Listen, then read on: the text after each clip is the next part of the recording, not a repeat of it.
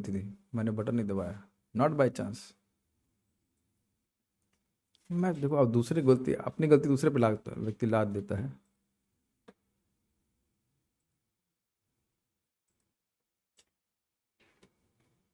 So let's start. Okay, started. I have to check the sound. Hare Krishna.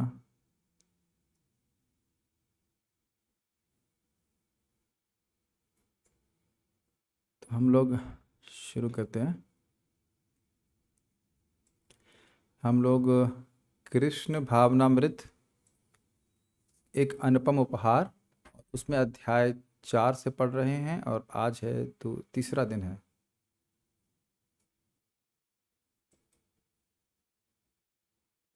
हम लोग यहाँ पे रुके थे कि तपस्या करने की क्षमता ये विशेष रूप से इंसानों के पास है, और अन्य योनियाँ में जो जीव हैं, अन्य योनि में जो जीव हैं वो तपस्या नहीं कर सकते हैं।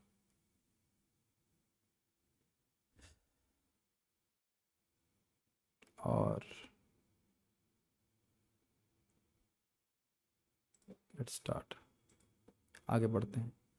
निस्संदेह वैदिक संस्कृति तपस्या का आदेश देती है। एक छोटा सा काम करेंगे, स्पीकर को थोड़ा और किनारे खींचिए, नहीं तो वो आवाज़ उसकी बाउंस कर रही है। ये स्पीकर है ना, इसको ऐसे और घुमाइए हल्का सा। हाँ बस, और घुमाइए, और घुमाइए, और घुमाइए। हाँ बस, अब ठीक है। निस्संदेह वैदिक संस्कृति तपस्या का आदेश देती है, और भारत में अनेक तपस्वियों को तपस्या करते देखा जा सकता है। जाड़ों में वे गर्दन तक पानी में खड़े रहते हैं और ध्यान करते रहते हैं। शीत ऋतु में पानी में खड़े रहना सुखप्रद नहीं है। कुछ आवाज गूंज रही है ना, कुछ स्क्रीन पे कुछ नहीं आ रहा, कि कोई लाने वाला नहीं है। यहाँ पे आप उसकी आवाज थोड़ा और कम कर दीजिए। शीत ऋतु में पानी में खड़े रहना सुखप्रद नहीं है, लेकिन वे स्वेच्छा से ऐसा करते हैं। एकदम ही कम हो गया, आवाज सुनाई पड़ रही है आप लोगों को? बस ठीक है, ये ठीक है। ग्रीष्म ऋतु में भी वे अपने चारों ओर अग्नि जलाकर लपटों के बीच में बैठे हुए ध्यान करते हैं। हमारे कोई भक्त ध्यान नहीं कर रहे हैं टीवी चलाने के लिए, वाईफाई या कुछ, कैसे काम बनेगा? सारे सारे भक्त गायब हैं। फाइल तो कृष्णा इंट्रोडक्शन में है।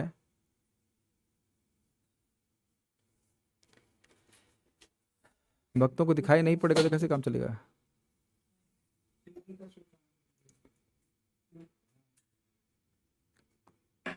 ये उस कठोर तपस्या के कतिपय उदाहरण हैं जिसे भारत के अनेक साधु या यति करते हैं। कुछ न कुछ तपस्या तो अनिवार्य है। इसके बिना मनुष्य आध्यात्मिक जीवन या ज्ञान के क्षेत्र में प्रगति नहीं कर सकता है। यदि हम तपस्या की विधि को ग्रहण करके खाने, सोने, संभोग करने तथा रक्षा करने की पार्श्विक प्रवृत्तियों में लगे रहें तो हमारा मनुष्य जीवन निरर्थक होगा। इसका मतलब समझ में आया? व्यक्ति तपस्या कर रहा है, इस जगत में भी व्यक्ति तप करता है तभी कुछ नौकरी मिलती है, उसके नौकरी को करना भी एक तपस्या है, उसमें नींव में बंधना पड़ता है और कुछ उसके बाद धन प्राप्त होता है। उस धन का उपयोग व्यक्ति केवल इन्हीं 4 कार्य में, जो पार्श्विक कार्य हैं, उसमें करे तो उससे नुकसान क्या है कि देखिए, पार्श्व के जो सुख मिलता है वो निकृष्ट स्तर का होता है, क्षणिक होता है, और उसकी मात्रा बहुत कम होती है, उसकी गुणवत्ता बहुत निकृष्ट होती है। तो अगर इंसान का जन्म प्राप्त करके हम तपस्या करके इन्हीं पार्श्विक प्रवृत्ति में लगे रहते हैं तो हमारा नुकसान हुआ। मैं उदाहरण दिया करता हूँ कि मान लीजिए आपने 5 रुपए दिए और कोई वस्तु खरीदी, अब उसी वस्तु के लिए आप 100 रुपए दे तो बेवकूफ़ी कही ले जाएगी कि नहीं? और उसी वस्तु के लिए मान लीजिए 1 करोड़ रुपए देता हो, नहीं ऐसे नहीं, उसी वस्तु के लिए आप 84 लाख रुपए दे तो ये ठीक है। आप समझ में आ रहा है? 84 लाख योनि में घूमने के बाद ये देही इस मनुष्य देह को प्राप्त किया है। देखिए, इस आत्मा को देही क्यों कहा जाता है पता है? क्योंकि ये बहुत सारे देह ग्रहण करता है। इसी जीवन में हमने बहुत सारे देह ग्रहण किए हैं कि नहीं? कितने देह ग्रहण किए हैं इस जीवन में? आप कह रहे हो कि अब हर क्षण में, लेकिन देखा जाए, सॉरी हर 7 साल में, लेकिन देखा जाए तो हर क्षण हमारा शरीर परिवर्तित हो रहा है। जैसे मान लीजिए गंगा जी में आप खड़े हैं तो आप एक ही पानी को दोबारा नहीं टच कर रहे हैं, यद्यपि लगता है कि मैं उसी जल में खड़ा हूं, आप कहेंगे कहाँ खड़े हैं? गंगा जी में खड़े हैं, मतलब उसी नदी में खड़े हैं, लेकिन आप उसी नदी में नहीं खड़े हैं। वो जल निरंतर परिवर्तित हो रहा है। जल विद्यमान है, लेकिन जिस जल ने स्पर्श किया हमारा, वो तत्क्षण चेंज होता जा रहा है। देख रहे हैं? ऐसे ही हमारा शरीर हर क्षण परिवर्तित हो रहा है। लेकिन अनादिकाल से जीव जहां भटक रहा है, उसमें किसी तरह उसको मनुष्य का जन्म मिलना, ये 84 लाख योनियों का पेमेंट करने के बाद मिलना है। अब समझ में आया मैं क्या कह रहा हूं? और उसमें व्यक्ति बहुत कम पेमेंट करके असीमित सुख का लाभ प्राप्त करेगा। भाई अगर कोई वस्तु असीमित लाभ वाली है, उसके लिए आप कोई भी सीमित वस्तु देते हो, तो आपने उसे फ्री में ही खरीद लिया कि नहीं? एक तरीके से नहीं, हर तरीके से। मैथमेटिक्स अगर आती हो आप लोगों को, तो आपको पता होना चाहिए कि कोई भी वस्तु, कोई भी नंबर, फाइनाइट नंबर ऊपर रख दें, 1 करोड़, 10 करोड़ या 100 करोड़, और नीचे लिख दीजिए इन्फिनिटी, तो उसका रिजल्ट कितना निकलता है? 0 निकलता है। चाहे 1 रखिए, चाहे 2 रखिए, चाहे 100 करोड़ रख लीजिए। मेरी बात समझ में आ रही है? तो अब अपने हृदय को शुद्ध करने के लिए जो भी तपस्या करनी आवश्यक हो, वो हमें करना चाहिए, ताकि हम उस अनंत सुख की प्राप्ति कर सकें। ये बात हम यहाँ पे प्रभा जी कह रहे हैं। मनुष्य जीवन को पशुओं को प्राप्त या पशुओं को सुलभ, ध्यान दीजिएगा, पशुओं को सुलभ भोग प्राप्त करने में नहीं लगाना चाहिए। खाना पीना संभोग आदि करने के लिए पशुओं को बहुत मेहनत नहीं करनी होती है, और उसके लिए मनुष्य मेहनत करके 10-10, 12-12 घंटे मेहनत करके इन 4 कार्यों को करे, तो क्या ये मूर्खता नहीं है? ये मैं थोड़ा इस बात पे ठहर करके बात करना चाहूंगा। जिन कार्यों को करके पशुओं को उतना ही सुख मिलता है जितना इंसानों को मिलता है, और पशु कम बुद्धि वाले होकर, ये समझ में आ रही बात? आहार, निद्रा, भय और मैथुन, तो ये 4 कार्य पशु करते हैं, और पशुओं को इसके लिए हमसे बहुत कम मेहनत करनी पड़ती है, और उनको एंजॉयमेंट उतना ही मिलता है जितना कि हमको मिल रहा है। तो क्या ये बुद्धिमानी है मनुष्य की? और पशु बहुत कम बुद्धिमान होते हैं, हमसे बहुत कम बुद्धिमान है कि नहीं पशु? यस। लेकिन वो जो तथाकथित शरीर के सुख है, वो उनको प्राप्त हो जाते हैं कम मेहनत करके। अब इंसान तथाकथित रूप से अधिक बुद्धिमान वाला होकर के, बुद्धि को प्राप्त करके, उन कार्यों को, उन्हीं वस्तुओं को, उन्हीं भोगों को प्राप्त करने के लिए खूब प्रयासरत रहे, जो पशुओं को मिल जाता है। तो क्या सही बात है? और यहां पे भी तपस्या है। एक प्रश्न भक्त कह सकते हैं कि जानवर साफ स्थान पर बैठकर नहीं खाते हैं, ये गलत है। ये मेरे आंखों के सामने की बात है। आप लोग गौशाला आए ही हो, गौशाला में शिखा सोनी माता जी, अपने बात करनी है तो वीडियो ऑफ कर सकते हैं। लोग बात भी कर रहे हैं और ऑन भी कर रहे हैं वीडियो, ठीक है। एनीवेज, ये जूम का फ़ायदा है, कुछ भी करते रहो और ये अनुभव होती रहेगी, सुनते रहेंगे। चलिए कोई नहीं। तो हम बात कर रहे थे कि आप गौशाला में देखेंगे कि गायों का एक पानी पीने का स्थान है। तो एक बार, ये मेरे सामने की घटना है, आंखों की, एकदम आंखों के सामने घटना। तो मैं अपने ऑफिस से लौट करके आया था, और हम देख रहे थे, गौशाला में भी हम रहते हैं, गौशाला में ही रहते हैं मोस्टली। तो अब गौशाला में हम देखे कि गाय आती हैं पानी के पीने के स्थान के पास, और फिर लौट जाती हैं। तो लग रहा था कि प्यासी तो हैं। तो हमने देखा क्या बात है, तो देखा जो पानी पीने का स्थान था वो साफ नहीं था। वो देखती थी पानी, लौट जाती थी, फिर लेती, फिर जैसे ही साफ किया तो तुरंत ही वो गाय पानी पीने लगी। तो ये कहना कि साफ नहीं रहते, ऐसा नहीं है। बल्कि बचपन में हमने पढ़ा था, पता नहीं कितना सत्य है, साइंटिस्ट के हिसाब से कॉकरोच हमसे भी अधिक साफ रहता है। अभी जाने कौन, भगवान जाने, हम जानते हैं ऐसे बहुत कॉकरोच को देखिए बड़ी घृणा आती होगी, लेकिन कॉकरोच बहुत साफ सुथरा रहता है। अब क्या उसका अर्थ हमको पता नहीं, लेकिन आप जानते हैं कि हाथी भी रोज स्नान करता है। तो ये नहीं कह सकते कि वह गंदे स्थान में खाते हैं। अब वो गंदा हमने स्थान कर दिया है, अन्यथा पेट, जैसे मान लीजिए जंगल में रहते हैं, तो जंगल में गंदा स्थान तो नहीं है। लेकिन गंदा हो या अच्छा हो, जब वो खा रहे हैं तो खाने का सुख तो वही है ना। आप देखते नहीं किस प्रकार से बड़े आग्रह से चारा खाने के लिए गैया दौड़ के आती है। उम्मीद है कि हम लोग ऐसा ना करें तो अच्छा है कि नहीं? अब देखा है, एक गाय चारा खा रही है, और मैंने देखा उसका सिस्टम कैसा रहेगा। वो अपना पूरा नहीं खाएगी, दूसरे वाले का खा के आएगी, कि उसमें ऊपर ऊपर भूसा रहता है, खा के आएगी, फिर अपना वाला खाएगी। तो ये आप देख सकते हैं कि उसको खाने में सुख नहीं मिल रहा होता तो इतना आग्रह, इतनी उत्कंठा क्यों होती खाने की, है कि नहीं? तो ये विचारणीय बात है कि खाने का सुख उनको, और अन्य सुखों के बारे में भी आप देख सकते हैं। कुत्ते को आप देखेंगे, आप लोग देखेंगे यहाँ पे जब हम जाते हैं एमवीटी के सामने राख पड़ी रहती है, उस पर वो सो जाता है, बड़े आराम से सो जाता है। तो ऑब्वियसली ऐसा नहीं बोला जा रहा कि व्यक्ति को, इंसान को जानवर की तरह रहना है,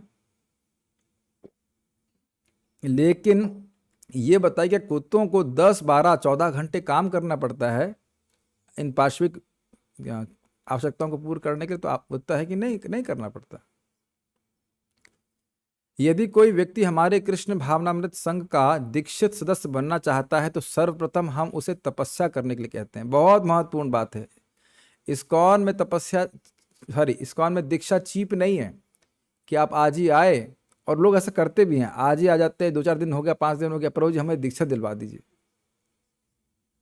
तो फंडा ये सोचते हैं कि गुरु हमें दीक्षा दे देंगे, हमारे सारे पाप नष्ट हो जाएंगे, अब हम नया फ्रेश बैच चालू करेंगे। होता है ना कि एक बैच समाप्त हो गया, बिक गया, खत्म हो गया, अब नया बैच, जुलाई बैच, फरवरी बैच, ऐसे होते हैं ना बैचेस। तो नए बैच में हम पाप करना शुरू करेंगे, जीवन में कोई परिवर्तन नहीं चाहते हैं। और जब लोग सुनते हैं कि 4 नियमों का पालन करना पड़ेगा इत्यादि इत्यादि, तो वो छोड़ देते हैं। श्रील प्रभुपाद जी के गुरु भाई लोग गए थे इंग्लैंड, और वहाँ किसी व्यक्ति ने पूछा, क्या आप मुझे ब्राह्मण बना सकते हैं? हाँ बना सकते हैं। तो कैसे? कहते हैं आपको ये 4 नियम पालन करने होंगे। इम्पॉसिबल। लॉर्ड क्या? Jet land jet Lord. तो क्या है तपस्या का अर्थ? तपस्या का अर्थ है किसी उच्चतर उद्देश्य के लिए कुछ असुविधा को स्वीकार करना।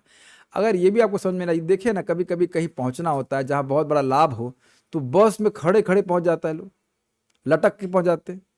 मान लीजिए आपका आईएएस का एग्जाम है, फॉर एग्जाम्पल, लोगों को समझ में आ जाएगा। अब कोई सुविधा नहीं मिल रही है आपको, और मान लो बस में कोई लटक के जाना पड़ता है, आदमी लटक के भी जाता है। तो ये, इससे पहले हम आगे जाएंगे, बताइए, जीवन के उच्चतर उद्देश्य को देखने की क्षमता केवल इंसानों के पास है। ये हमारे सारे इंसान देख पा रहे हैं कि नहीं? हमारे सारे इंसान मतलब जो इस मीटिंग में उपलब्ध हैं। मैं आध्यात्मिक उद्देश्य की बात नहीं कर रहा हूं, उच्चतर उद्देश्य को देखने की क्षमता केवल इंसानों में है। ये हम सब लोग देख पा रहे हैं। गाय बैल आदि में बिल्कुल नहीं होती है। क्या वो अपना भविष्य वगैरह देख पाते हैं? किसी को भी आप देख लीजिए, किसी जानवर को देख लीजिए, उनके पास तो क्षमता नहीं। तो आप यहाँ पे एक जंप नहीं देख रहे हैं? ऐसा कहा जाता है कि गाय के शरीर से व्यक्ति इंसान के शरीर में आता है, वो सतुगुणी होता है, तो जो भी है, लेकिन गाय के शरीर में कोई चेतना नहीं है आगे की उद्देश्य के बारे में। और ये कितना बड़ा जंप है, कैन यू सी? चेतना का एक बहुत बड़ा जंप हुआ कि नहीं? क्या इंसान उच्चतर उद्देश्य के बारे में समझ सकता है? सोच सकता है नहीं? लेकिन वह सोचेगा तभी जब उसे इस प्रकार की संगत प्राप्त हो जहां पे लोग सोच रहे हों। ये देख पा रहा है कि नहीं? जहां लोग पशु की तरह जी रहे हैं, तो वह भी बाध्य होकर पशु की तरह ही जिएगा। मैं थोड़ा स्लो जा रहा हूं ताकि बात समझ में आती चली जाए। Is everyone with me? ऐसी संगत में हम रहेंगे जहां लोग पशु की तरह जी रहे हैं, यद्यपि इंसान के शरीर में हो, तो वह भी, मैं बहुत डिस्ट्रैक्ट हो रहा हूँ, अब नहीं कर पाएंगे मुझे लगता है, छोड़ दीजिए इसको। हाँ वो छोड़ दीजिए, हम ऐसे पढ़ के कर लेंगे। इसका स्मार्टफोन है, वो देख लें। मैं भी डिस्ट्रैक्ट हो रहा हूँ, मैं फ्लो टूट जाएगा। बंद कर दीजिए। अनीश प्रभु, क्या आप नो आइडिया जोन में रहेंगे? Nobody has any idea here how to work the TV except you. Anyways, so तपस्या का अर्थ ही होता है। पाश्चात्य देशों में अवैध मैथुन, नशा, मांसाहार तथा द्यूत क्रीड़ा को छोड़ देना ही सबसे बड़ी तपस्या है। प्रभुपाद जी बड़ा अच्छा कहते थे। अब तो खैर भारत में भी लोगों को ये बड़ा कठिन लग रहा है, लेकिन भारत में उस जमाने में जब प्रभुपाद जी थे तब इतना कोई कठिन नहीं था। अब तो बहुत फैल गया ये बात। यद्यपि हमें इन्हीं तपस्याओं की आवश्यकता होती है, लेकिन इनका पालन करवाना भी अत्यंत कठिन है। आज सुबह भी जब मैं उठा था, तो यही बात प्रभुपाद जी की मुझे स्मरण हो रही थी कि देखो कितनी कितनी लोग तपस्या करते हैं। कुछ कुछ ऋषि लोग, अभी भी ऐसे साधु लोग हैं जो 12-12 साल से सोए नहीं है, बैठे भी नहीं है, केवल खड़े ही हैं। क्या नाम से, कुंभ मेला में बहुत साधु इस प्रकार से आते हैं, और इसके बाद भी उनके हृदय में भगवत प्रेम नहीं है। अब कितनी बड़ी कठिन तपस्या कर रहे हो, ब्रह्मचर्य का पालन कर रहे हैं, ये कर रहे हैं, वो कर रहे हैं। और हमारे लिए ये कहा जाता है, आप लोग तो खैर उठ रहे हैं, लेकिन बहुत से लोगों को बोला था कि 3:30 बजे उठ जाओ, तो 3:30 बजे सांस प्राण ऊपर अटक जाता है। 3:30 बजे कैसे उठेंगे, 4 बजे कैसे उठेंगे, इत्यादि इत्यादि। ध्रुव महाराज पत्ते खा के भजन के, यहाँ प्रसाद खाकर भी लोग जप नहीं कर रहे हैं, इस स्थिति। कल भी मैं एक व्यक्ति को पूछ रहा था इसी बात पे, आप इतनी परिश्रम कर रहे हो, इतना परिश्रम कर रहे हैं, किस लिए कर रहे हैं? जीने के लिए। तो जी क्यों रहे हैं? इसका कोई उत्तर नहीं। तो ये पशु जीवन हुआ ना। पशु को पूछो कि क्यों खा रहे, क्यों जी रहे हो, तो कोई उत्तर नहीं दे पाएगा। तो थोड़ी सी तपस्या है, यह भी लोगों को भारी लग रही है कलयुग में। कितना कठिन है ये। 4 नियमों का पालन करना भी लोगों को लोग बड़ा खुल्लम खुल्ला बोलते हैं, इसको कौन कर पाएगा 4 नियम का पालन, ऐसा करके। मुझे पूछा गया यूट्यूब पे, क्या आप किसी व्यक्ति को जानते हैं जो 4 नियमों का पालन कर रहा हो? उसका मतलब है कि असंभव है। तो आप समझिए, व्यक्तियों का ही दोष नहीं है, पूरे समाज में भोग की प्रवृत्ति इतनी बढ़ी हुई है, वो करंट इतना बढ़ा हुआ है कि लोगों के लिए करना बड़ा मुश्किल लगता है। लेकिन अगर भगवान की भक्ति करता है तो अपने आप ही इन नियमों को पालन करने में कठिनाई नहीं होती। कई बार एक भक्त बोल रहे थे, काम बहुत परेशान कर रहा है। देखिए, काम आज से नहीं परेशान कर रहा है, वह अनादिकाल से परेशान कर रहा है। भक्तिविनोद ठाकुर जी संबंध में वचन लिखे हैं, कृष्ण नाम धोरे को तो बल। तो कह रहे हैं कि कृष्ण नाम में कितना बड़ा बल है। मेरे हृदय में भोग की अग्नि सदा जलती रहती है। भोग, भोग, भूख नहीं, भोग। ये खाना है, ये छूना है, देखना है ऐसे। और ये हरिनाम कान के द्वारा प्रवेश करता, कैसे? अभी बारिश हो रही है ना, बारिश की तरह, बारिश की तरह, और उसको ठंडा कर देगा। तो आप जानते हैं कि अब हल्की फुल्की फुहार से खाली उमस बढ़ जाती, कुछ होता नहीं है। थोड़ा जम के भजन कीजिए तो आप देखेंगे कि हाँ, ये वासना नष्ट हो रही है।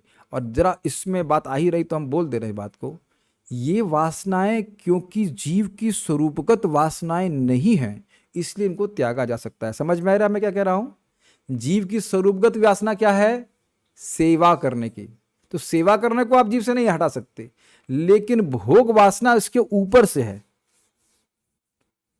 तो जो वस्तु ऊपर से लगाई गई है, जैसे मिथ्या अहंकार रूपी फेविकोल से चिपकाया गया है, तो वो हटाई जा सकती है। Does that make sense? जब हम शरीर नहीं हैं तो शरीर संबंधित कोई भी कार्य हमें कैसे संतुष्ट कर सकता है? तो विचार करके मेरी बात समझ में आ रही? बहुत डीप बात है। भोग की इच्छा जीव की स्वरूपगत नहीं है, उसके स्वरूप से नहीं प्रकट हो रही है। जो उसके स्वरूप से प्रकट होने वाले गुण हैं उसको आप जीव से कभी अलग नहीं कर सकते हो, लेकिन काम आदि को अलग किया जा सकता है और उसको समझने का प्रयास करना चाहिए। कैसे होता है? जब रजोगुणी तमोगुणी कार्यों को नहीं करेंगे तो ये उसका जो फ्यूल मिल रहा है काम को, काम अग्नि की तरह है, ठीक है? तो जितना उसमें फ्यूल देंगे वो उतनी बढ़ जाएगी, कम नहीं होगी। तो उसका हम लोग बार बार सुन चुके, हम लोग भूल जाते हैं। रजोगुण समद्भव, रजोगुण के संपर्क में आने के कारण ऐसा ये कारण उत्पन्न हो रहा है, और इसी कारण से 4 नियमों को पालन करने में कठिनाई होती है लोगों को। तो जितना व्यक्ति सुबह उठेगा, नाम जप करेगा, भागवत सुनेगा, भगवान की बात सुनेगा, प्रसाद खाएगा, धीरे धीरे करके सतगुण में उसकी वृत्ति आने लग जाएगी, तो अपने आप इनसे वह दूर रहेगा। Does that make sense? एक सत्वगुणी शैली अगर व्यक्ति जीवन अपने में, हाँ, हरि नाम का उच्चारण करेगा और सत्वगुणी शैली को पकड़ेगा तो वह काम उसको उतना प्रभावित नहीं करेगा, क्रमशः क्रमशः पूरी तरह से मुक्त हो जाएगा। Okay, next. इंग्लैंड में एक राजसी धनी व्यक्ति ने एक वैष्णव गुरु भाई से पूछा, ओह ये बात हम बोली रहते, स्वामी जी क्या आप मुझे ब्राह्मण बना सकते हैं? स्वामी ने उत्तर दिया, क्यों नहीं, तुम्हें केवल इन 4 सिद्धांतों का पालन करना होगा: अवैध मैथुन का त्याग, नशे का त्याग, जुआ न खेलना तथा मांसाहार बंद। उस ब्रिटेन वासी ने उत्तर दिया, असंभव। असंभव, असंभव मतलब कि इसके बिना तो मैं जी ही नहीं सकता। और अद्भुत बात है कि मैं भी जिंदा हूं और आप लोग भी जी रहे हैं। कृपया आप लोग 1 मिनट, जूम वाले devotees, can you raise your hands, मैं चेक कर लूं कि आप लोग जिंदा हैं कि नहीं। Just raise your hands like this. Okay, जिंदा है आप? हाँ, सभी जिंदा है। ओह, 4 नियम पालन करने के बाद भी आप जिंदा हैं, और आप बल्कि ये कहेंगे कि आप अधिक स्वस्थ हैं। राधे श्याम प्रभु बड़ा सुंदर बात बोलते हैं, कहते हैं सभी भक्त लोग अनुभव कर रहे होंगे कि 4 नियमों का पालन हम जितनी कड़ाई से करते हैं, जितना तप करते हैं, जितनी तप की हीट बढ़ाते हैं, उतना हृदय ठंडा होता है। कुछ समझ में आया? अग्नि से ठंडक, जितना तप, तप का एक आशा होता है ना कि तप रहा है, तप रहा मतलब हीट है। तो जितना व्यक्ति शुद्ध जीवन जीता है, तपस्या में जीवन जीता है, मतलब इंद्रियों को गलत कार्य में नहीं लगने देता है, उतना ही अपने हृदय में वो ठंडक का अनुभव करता है। भक्तों ने अनुभव किया है कि नहीं? मान लो चुपके से जाके कोई पिक्चर देख लेता है, कोई नहीं देख रहा है, परमात्मा भी नहीं देख रहे, परमात्मा भी सो गए हैं अभी। चतुर्मास में भगवान विष्णु सो जाते हैं, तो चतुर्मास में हम सारे गलत कार्य कर सकते हैं कि नहीं? इसीलिए चतुर्मास में तप करने के लिए बोला जाता है, कहीं कोई गलत कार्य न कर ले, भगवान से चूक गए तो भगवान तब भी सोते नहीं वैसे। तो कितना खराब लगता है ना। मान लो कोई भक्त भक्ति कर रहा है, अच्छे से कर रहा है, और उसके बाद गलती से भी कैसे आदतवश उसका 4 नियम से कुछ भंग हो जाता है, तो कितना खराब लगता है। और आप देखेंगे जब हम लोग अच्छे से 4 नियम का पालन करते हैं, 16 माला जप करते हैं, यू फील वेरी स्ट्रांग। आपने महसूस किया है भक्ति के उस में, जब आपकी साधना बढ़िया चल रही होती है, आपका मन पवित्र रहता है, I can crack it, I can go for it, भगवान के पास वापस जा सकते हैं, ऐसे करके रहता है। और जब थोड़ा व्यक्ति थोड़ा बहुत भी इधर उधर कुछ करता है, तो वह अपने हृदय में कचरा, मतलब गर्मी का अनुभव, जलन का अनुभव करता है। यही क्या है? जितना व्यक्ति शुद्ध जीवन जिएगा, वो उतना ही प्रसन्नता का अनुभव करेगा। ओके, इन्होंने क्या कहा? असंभव। तो सचमुच ये असंभव है, क्योंकि इंग्लैंड या अमेरिका में प्रारंभ से ही भोगासक्ति की लत जीवन की शैली बनी हुई है। ये बड़ी इंटरेस्टिंग बात है। भारतीय लोगों को एक प्रवचन बहुत हो जाता है। इंसान जानवर का अंतर बता दीजिए और तपस्या के बारे में बता दीजिए, भारतीय लोग ऐसे चुटकी में कर लेते तपस्या, चुटकी भर में।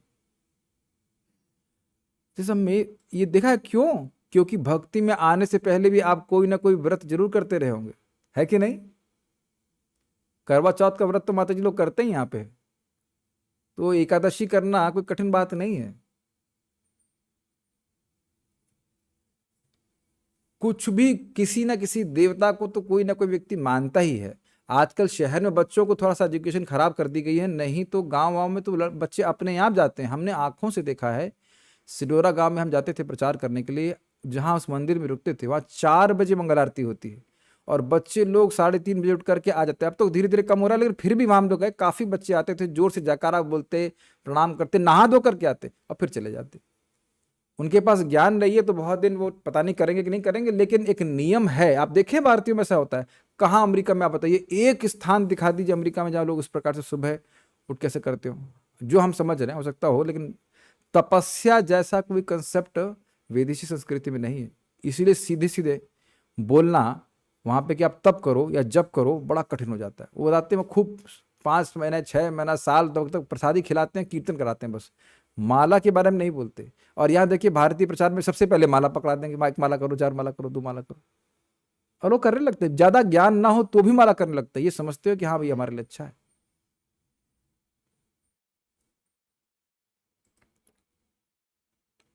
बहुधा भारतवर्षवासी भद्र पुरुष पश्चिम में इन्हीं लतों को सीखने के लिए आते हैं, और इस तरह वे अपने को प्रगतिशील समझते हैं। यहाँ से लोग जा रहे हैं किस लिए?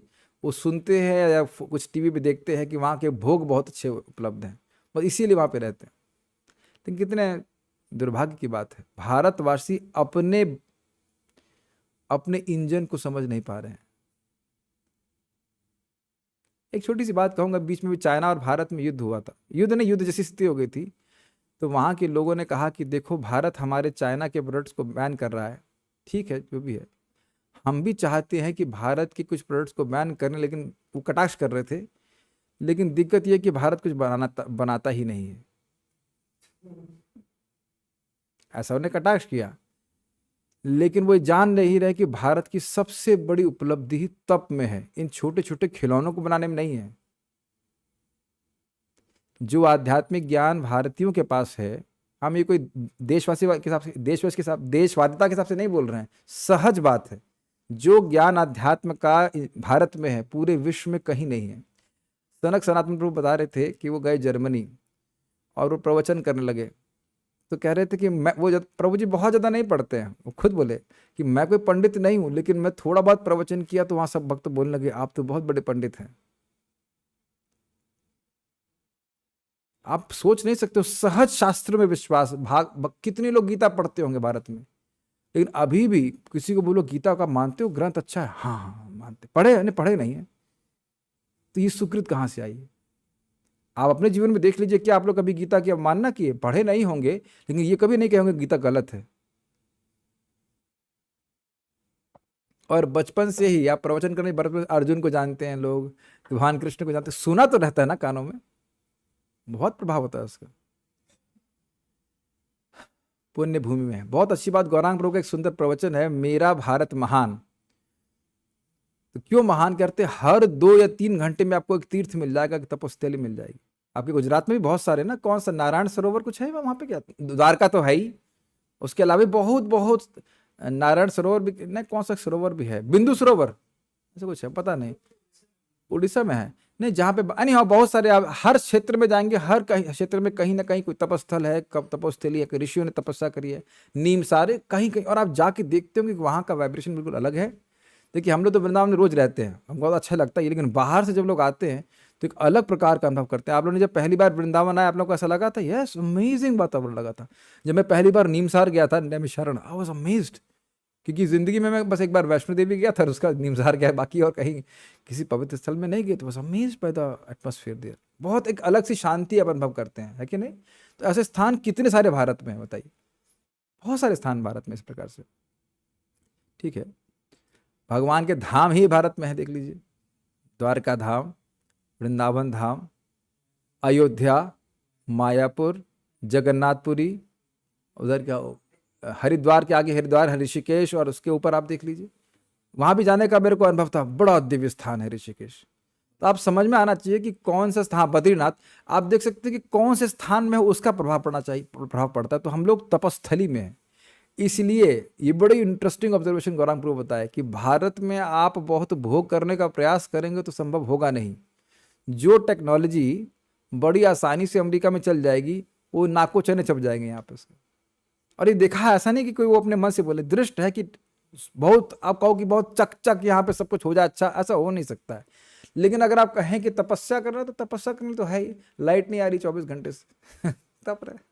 अमेरिका में अगर ऐसा हो जाए तो लोग पागल हो जाएंगे, और ऐसा हुआ भी था, कुछ घंटों के लिए लाइट चली गई थी वहां पे, तो मतलब पूरा अमेरिका ठप पड़ गया था, ऐसे मैंने सुना है, कोई कोई देश स्टेट। और देखिए आपको याद है वो दिन जब इन्वर्टर नहीं हुआ करते थे हमें यहाँ तो 14-14 घंटे लाइट कटती थी गर्मी में। आप लोग के ज़माने में आपके होता था ऐसा? पता नहीं, हमारे ज़माने में तो छोटे थे ऐसा खूब हुआ करता था। अभी भी गांव में इसी प्रकार से चल रहा है, पंखे चल रहे हैं, तो लोगों को आदत है तपस्या करने की। ये देखा जाता है कि बहुत सहिष्णुता है भारत में लोगों के पास, लेकिन वो क्या सोच रहे हैं, वहां जाकर के हम बहुत प्रगतिशील हो जाएंगे, बस करेंगे क्या, आहार निद्रा भय मैथुन को और थोड़ा पॉलिश में करेंगे, अच्छी तरह से नहीं कर सकते हो क्योंकि अच्छी की लिमिट है, खाली पॉलिश कर सकते हैं उसको। भारतवासियों को उनकी वैदिक संस्कृति के माध्यम से स्वतः तपस्या का पाठ पढ़ाया जाता है, लेकिन वे उस संस्कृति को भूलकर दूसरी जीवन शैली स्वीकार करने के लिए अमेरिका आते हैं। Does that make sense? अगर आप विचार कीजिए कि देखिए, जो ब्रह्मचारी की ट्रेनिंग होती थी उसमें क्या था, तपस्या ही है, 5 साल से ही तपस्या शुरू हो जाती थी और 25 साल तक। सोचिए 20 साल अगर कोई तप का जीवन बताया है, तो वो 25वें साल में भोगी कैसे बन जाएगा, ये बता दीजिए। जो 20 साल रोज मतलब सुबह उठा हो, साधना किया हो, जब किया हो, क्या आप 26-25 उसकी बुद्धि कितनी तेज हो जाएगी। और सोचिए हम लोग तो अब 21-22 साल में मान लीजिए भक्ति में आए, अब ऐसे परिवेश में कोई हो जहां कोई भोग नहीं है, 20 साल, और 5 साल का बच्चा बिगड़ा नहीं होता है, तो सोचिए उसका ट्रैक क्या रहेगा जीवन का। जैसे एक भक्त बता रहे थे, हमारे भक्त बीच में है, बता रहे थे कि वह माता पिता के द्वारा पाले ही नहीं गए, मौसी या किसी और के पास पाले गए, तो इसलिए माता पिता से आसक्ति ही नहीं है। अपना कर्तव्य करते हैं, जो धन देना कुछ देना है, लेकिन माता पिता से आसक्ति नहीं। आसक्ति और कर्तव्य में अंतर है, दोनों बातें समझ रहे हैं आप? तो अब सोचिए, ये एक व्यक्ति का नहीं, ये पूरे समाज का ट्रेंड होता था। क्या आप बात समझ पा रहे हो? लड़का अनासक्त रहने की ट्रेनिंग से युक्त था, कोई विरोध? लड़की आसक्त होने की ट्रेनिंग से युक्त थी। क्या मतलब है इसका? पति की सेवा करना है, पति की सेवा करनी है, पति की सेवा करनी, ये सिखाया जाता था। Is that sinking in? बचपन से ही 10-12 साल से खाना बनाना सिखाया जाता था। ये प्रभुपाद जी बोल रहे थे, ये बहुत अच्छा है। पत्नी पति में आसक्त हो और पति भगवान में आसक्त हो, तो पत्नी भी भगवान में आसक्त हो जाएगी कि नहीं? ये सहज प्रवृत्ति होती है कि पत्नी चाहती है कि उसका पति अधिक बुद्धिमान होने, कि ये बुद्धू पति चाहते हैं बुद्धू हो, लद्दड़ हो, ऐसा तो प्लीज रेज योर हैंड्स। माता जी, would you like to raise your hands कि आप एक लद्दड़ पति को चाहते हो, बेवकूफ को?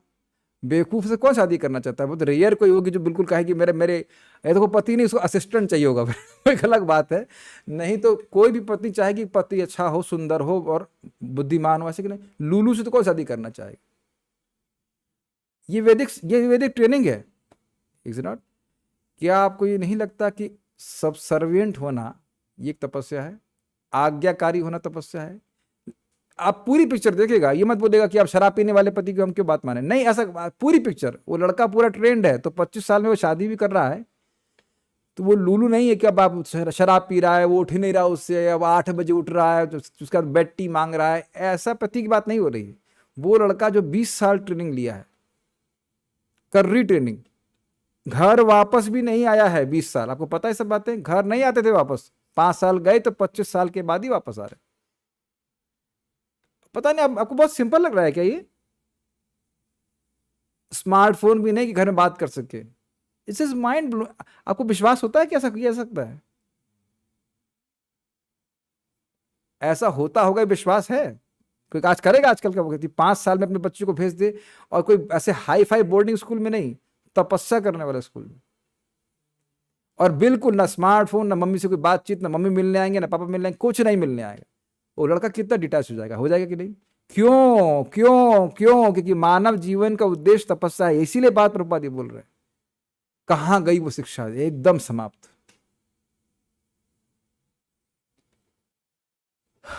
और इसी प्रकार से, और लड़कियां भले ही ब्रह्मचारी नहीं आश्रम में जो उसमें नहीं जाती थी, लेकिन घर में रह के उनकी बहुत अच्छी ट्रेनिंग होती थी खाना बनाने में, भगवान की सेवा करने के लिए, भक्ति के बारे में। ये बताइए, ध्रुव महाराज को शिक्षा पहला कौन दिया? उनकी माँ ने शिक्षा दिया। और कितनी बड़ी शिक्षा दी कि तुम भगवान विष्णु की आराधना कर। तो उन्हें कैसे मालूम चला? साधु महात्मा घर में आते थे, वह भी सत्संग करते थे, सुनती थी, कि उनको कैसे आइडिया लगा? तो अच्छा, कुंती महारानी कितनी सुंदर से प्रार्थना कर रही, तो ऐसा नहीं था कि वो अनएजुकेटेड थी या पढ़ी लिखी नहीं होती थी। लेकिन आज बताइए ना, लड़कियों को ग्रेजुएशन करा रहे कर रहे, उससे क्या उनकी बुद्धि में विकास हो रहा है, या इंजीनियरिंग करा रहे इत्यादि इत्यादि। अब ये सब बातें बोलेंगे तो क्या होगा? लोग खौल जाएंगे, लेकिन उससे क्या कोई चरित्र का निर्माण हो रहा है? आज ही एक भक्त हमने मजाक बनाया, हमने कहा 16 माला हो गए, तो कहते नहीं एक रह गया। हमने कहा कितने, कहते कितने बजे उठते? कहते 4:30 बजे मंगल आरती के लिए उठते। हमने कहा 5 बजे से लेकर आपका 9 बज गया, 4 घंटे में नहीं हुआ? कहते नहीं, वो बच्चा बगल में, बच्चे को ध्यान रखना होता है। हमने कहा ये नया मूवमेंट शुरू हो गया है, women liberation and imprisonment of man. कुछ समझ में आया? स्त्रियों की मुक्ति हो रही है और पुरुषों को बंधन में डाला जा रहा है। अरे तुम दिन में काम भी करोगे तो कम से कम, भाई ठीक है तुम काम कर रहे हो, काम करो, पत्नी तो काम नहीं कर रही, सुबह तो कम से कम अपने लिए भजन साधन के लिए होना चाहिए। हमने कहा तुमने, तुम्हारा बच्चा जब देखेगा पिता भजन कर रहे हैं तब तो भजन करेगा। सब कुछ घुमा, सब कुछ टॉपसी टर्वी हो गया कलयुग में। मैं खाली इसी बात पे बोल रहा हूं कि तपमय जीवन जीना, ये देखिए, अब बहुत ध्यान से देखिए, पुरुष ने तपस्या करी ठीक है, पत्नी को पति के अनुसार चलना ये तपस्या नहीं है। कर्दम मुनि देवाहुति का आप नहीं सुने हैं? अगर पति तपस्या करेगा, मंगल आरती जा रहा है, सादा भोजन खा रहा है, तो अब ऐसा नहीं कि पत्नी अब रेस्टोरेंट में खा के आएगी। पत्नी को वही खाना है जो पति खाते हैं। हम तो यहाँ भी एक बार देखे व्यक्ति को, वो पति को, पत्नी बोली, पति बोला हम तो चलते हैं प्रसाद के लिए, नहीं मैं गोविंदा में खा के आ गई। ये तो सुनी बात नहीं, आंखों से दृष्ट बात है। ये सब स्थितियां आप देख रहे हैं। अब प्लीज समझने का प्रयास कीजिए, ये किसी के संग कोई जाति नहीं है। तपस्या का मतलब होता है स्वधर्म पालन, और इससे व्यक्ति शुद्ध होता है। तो स्त्रियों कुछ धर्म बता रहे हैं, पुरुषों का धर्म बता रहे हैं, और वो दोनों ही लोग पालन करते हैं तो क्रमशः आगे प्रगति करते हैं। और उसका सभी का प्रयोजन क्या है? लोग भगवान श्री कृष्ण की भक्ति करें। ये बात, we have to get purified. किंतु वास्तविकता तो यह है कि यदि कोई मनुष्य आध्यात्मिक ज्ञान में आगे बढ़ना चाहता है और जीवन की समस्त समस्याओं का निदान चाहता है तो उसे तपस्या अर्थात आत्मनिग्रह एवं संयम के इस जीवन को स्वीकार करना होगा। इस पर बहुत सुंदर बात परम पूज्य राधा गोविंद महाराज कहे। लोग कई बार प्रश्न करते हैं कि हम इतना कुछ सुनते हैं तो हम धारण क्यों नहीं कर पाते। ये प्रश्न आपने कभी सुना है? ये मन में आया भी होगा। इतना सुनते हैं या जितना भी सुनते हैं वो भी काफी लगता है, लेकिन जितना भी सुनते हैं वो धारण क्यों नहीं कर पाते? क्या क्या कारण है? तप नहीं करते, इंद्रियों को संयमित नहीं करते। मान लीजिए आपने हम प्रवचन सुना, मैं ऐसे आइडिया नहीं देना चाह रहा हूं, ये प्रवचन सुनने के बाद कोई व्यक्ति अब बस 5 मिनट बाकी है, काउंटडाउन टाइमर शुरू और मेरी पिक्चर शुरू होने वाली है, तो उसे क्या याद रहेगा? इंसान का जन्म प्रयोजन क्या है? समझ रहे हैं बात? इस ग्लास में जल क्यों भर पा रहा है? क्योंकि छेद नहीं है। भागवत में शब्द आया है इस प्रकार से कि देखिए, आपने कभी देखा है कि तालाब के किनारे घास उग जाती है? उसको पता क्या करती है? घास धीरे धीरे करके वो सारा पानी तालाब का सोख लेती है। तो बारंबार जब विषयों पर व्यक्ति चिंतन करता रहता है, अपने मन को इंद्रियों को सीमित नहीं करता है, तो उसकी ये चेतना कि वह आत्मा है या उसकी स्मृति कहना चाहिए, वो इस प्रकार से लुप्त हो जाती है जैसे तालाब का पानी घास के द्वारा सूख लिया जाता है। तो अब इसका अर्थ ये नहीं कि व्यक्ति सुने नहीं, लेकिन सुनने के बाद अगर हम इंद्रिय संयम करते हैं तो बात समझ में आती। जो बात बोली जा रही है प्रवचन में वह मुझको भी दिखने लगती है। यह है तप का लाभ। अगर बोला जा रहा है कि जगत दुख का घर है, तो सुना तो है लेकिन हमको दिख रहा है क्या? तो दिख रहा, अच्छा नहीं दिख रहा इसका मतलब हमको दुख भी तो नहीं भोगने पड़ रहे हैं। दुख भोगने पड़ रहे हैं लेकिन ये दिख नहीं रहा है। इसमें पहले भी बोल चुका हूं, दुखालय मतलब जिसमें दुख लय हैं, छुपे हुए हैं। लोग दुखी हैं लेकिन समझ नहीं पा रहे हैं कि वो दुखी। Do you agree? तो जब व्यक्ति तप करता है, इंद्रिय को सीमित करता है, तब भगवान उसके हृदय में ज्ञान प्रकाशित करते हैं। जब अपने ही बच्चे को नहीं छोड़ा तो आपको छोड़ने वाले हैं? भगवान सब जगह थे और ब्रह्मा जी ये सोच रहे थे कि मैं कहाँ, मेरी उत्पत्ति का स्रोत कहाँ है। तो भगवान प्रकट हो गए क्या सामने? नहीं। क्या बोले?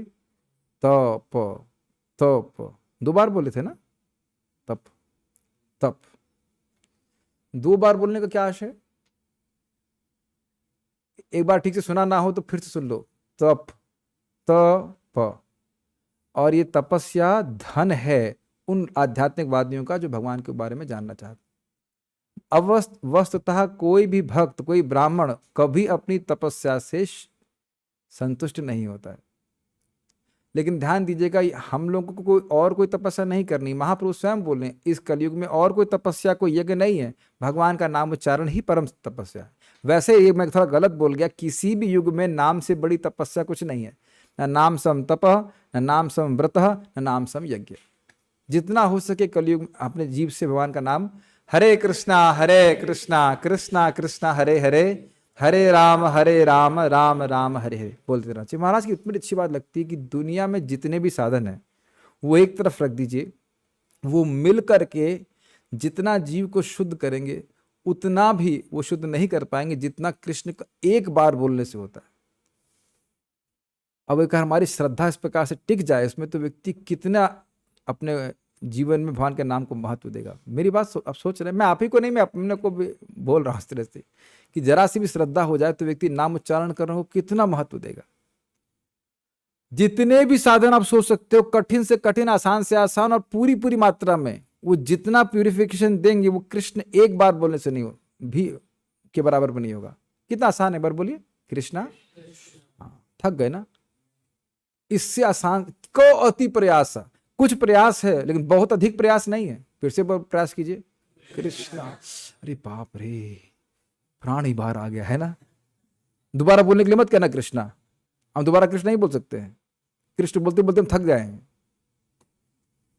यही माया ट्रिक कर रही है कि किसी तरह इसको सुबह उठने मत दो, पकड़ पकड़ इसको, नहीं सब पकड़ लो किसी तरह से कि ये जप ना करे।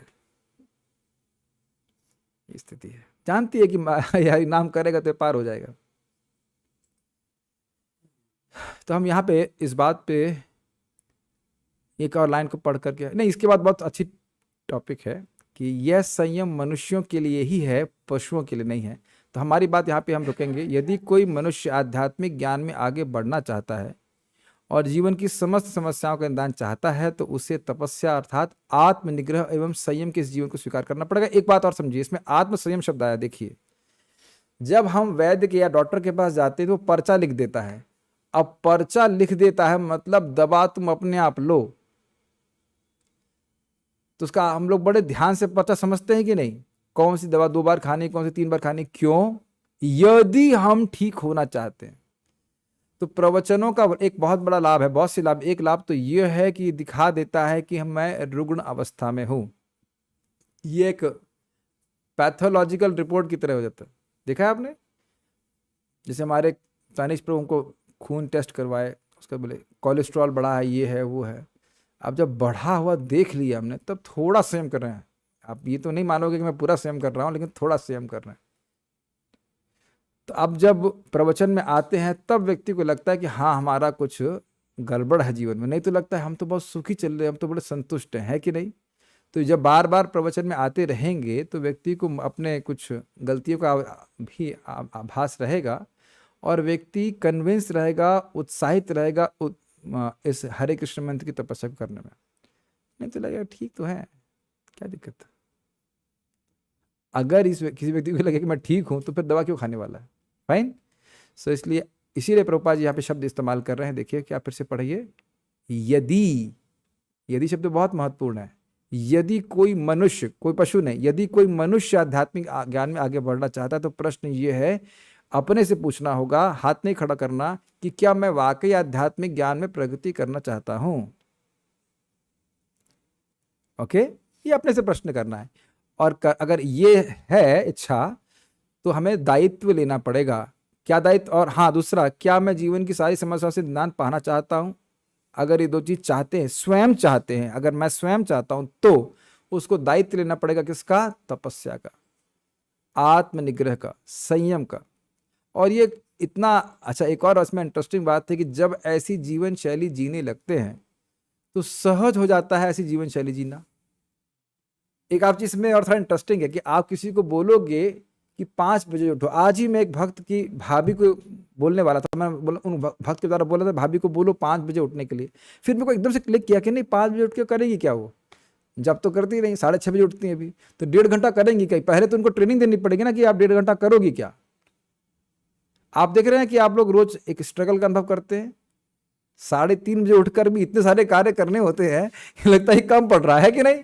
रोज आसान में होता है ना, 3:30 बजे, चाहे लोग 2:30 बजे उठ रहे हैं, 3 बजे, फिर भी लगता है कुछ कमी रह जाता है, और कुछ कर सकते हैं, और जब कर सकते हैं, है कि नहीं? तो एकदम से नए व्यक्ति जो एक भी माला नहीं कर रहा है तो 5 बजे उठने का तो कोई मतलब नहीं। कहा ठीक है 6 बजे उठने के लिए बोलिए, तो जो 2-3 माला कर पाएंगे इस प्रकार से। समझ रहे हैं मेरी बात?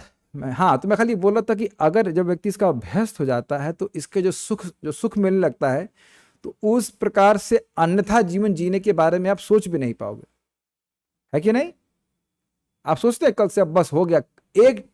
Okay, let me take a poll. आप में से कितने लोग मंगल आरती का चीट डे बनाना चाहते हैं?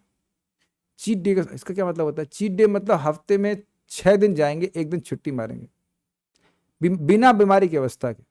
अरे नो बोल रहे हैं, नो बोलते हैं। नो बोलने वाला तो व्यक्ति कई बार एब्सेंट हुआ है, खैर वो बीमारी की वजह से हुआ होगा, लेकिन खुद से नहीं सोचते ना कि अब कल, अच्छा अब बहुत हो गया, कल आराम करेंगे, अब नहीं सोचते। अब आपका कुछ वो शेड्यूल हिल जाए एक अलग बात है, खुद से तो नहीं सोच रहे ना।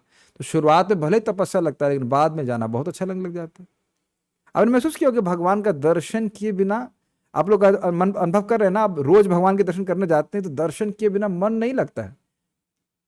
तो ये भले यही भगवद गीता में बोलते हैं शुरुआत में कड़वा, बाद में अमृत जैसा लगता है। अब जब देखिए कर लीजिए, चाहे अच्छा हो बुरा हो, लेकिन माला पूरी हो जाती है तो मन संतुष्ट का अनुभव होता है कि नहीं? और शुरुआत में बहुत कड़वा लग सकता है। तो इसीलिए ये रियलाइजेशन प्राप्त करने के लिए आपने पेमेंट किया है अभी तक तपस्या का, और इसी तपस्या को करते रहिए, आगे इतना अमृतमय लगेगा कि आप उसकी कल्पना नहीं कर सकते। Okay, just see the comments and let's stop here. Never know biggest Kedarnath, okay. बिंदु सरोवर, ठीक है ठीक है, और कोई नहीं, कोई प्रश्न नहीं, समझ ही रहे हैं सब लोग। देखिए बातें तो सब आसान है समझने की, इसको थोड़ा एप्लीकेशन वाली बात है। So will stop here. शिल प्रभुपाद की जय। हिताय गौर प्रेमानंदे।